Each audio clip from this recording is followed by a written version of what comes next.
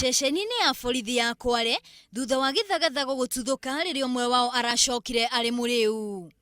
Kũrerĩkana atĩ abitha ũcio nĩwe Hans Mwambuyu arathire kũnyua ũtukũ, kũrĩa marambĩrĩirie gũkanĩrĩra na arĩa maranyuaga nao, na nĩho aranyitire ũmwe wao na aramũkinyia ceceni-inĩ ĩyo.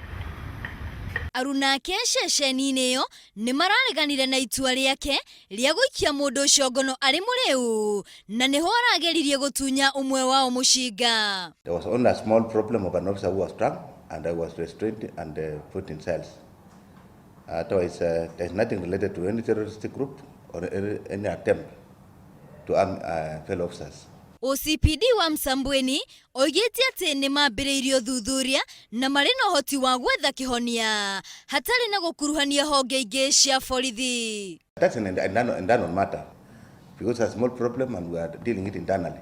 Arĩa marutithanagia wĩra na Mwambuyu moigĩte atĩ aingĩrire wĩra-inĩ ũcio kahinda-inĩ ka mwaka ũmwe mũhĩtũku, ona gũtuĩka akoretwo na mũtugo wa gũtuthũra ngũĩ.